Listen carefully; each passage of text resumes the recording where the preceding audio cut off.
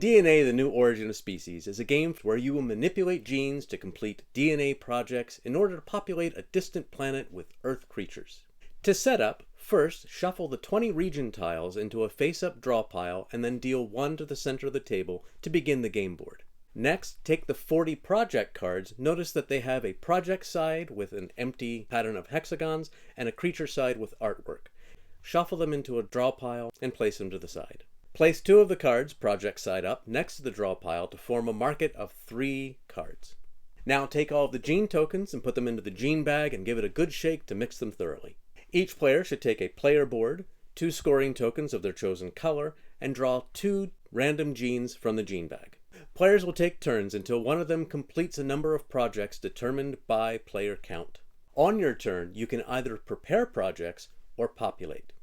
If you choose to prepare projects, you will choose 2 different actions from the following. 1. You can draw 3 gene tokens from the gene bag into your supply. Your supply is unlimited. 2. You can buy 1 new project card from the market by paying its cost in gene tokens. If all 3 of your slots are already full, you cannot purchase a new card. Prior to purchasing a card, you can discard 1 gene token to refresh 1 card in the market by placing it on the bottom of the draw pile and filling the empty slot. You can refresh the market without purchasing a card, and of course you can purchase a card without refreshing the market. 3. Place 4 gene tokens on any combination of project cards on your player board. Once all the hexagons on a project card have been filled, that project is completed and is ready to populate. Some cards may have an instant effect that is triggered once the project is completed. If you have a completed project, you can choose to populate it to the game board. First, choose a project from those you have completed on your player board. Optionally add a region tile to the game board. Remember, if you do so, you must put at least 1 gene token onto the new tile.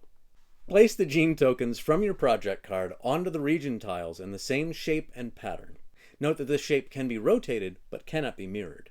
Flip the project card to its creature side and place it next to your player board. Now score 1 victory point per token if the gene token matches the region it is going into, or if the region matches one of the suitable biomes from the project card.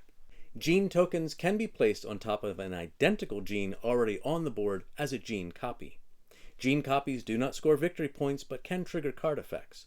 You must place at least 1 gene token in an empty region. Once you have scored the project, retrieve any gene copies back to your supply. Some cards may have an instant effect that triggers when a project is populated. If this creature has a permanent or end game effect, that effect is now active. As well, any victory points on the creature will score at the end of the game. Once a player has populated a number of creatures as determined by player count, the round is completed so that all players have had an equal number of turns. To score the game, take the victory points you've earned so far and add victory points from each of your populated creatures, victory points from any creatures that have an end game effect, and finally, victory points for sets of creatures. You get 2 victory points for a set of 2 creatures of the same type, or 5 victory points for sets of 3 or more creatures of the same type. Reptilia-type creatures are wild and can be added to any set, and each creature can only exist in 1 set. The player with the most victory points wins, and that's how you play DNA, the New Origin of Species. Happy gaming, folks.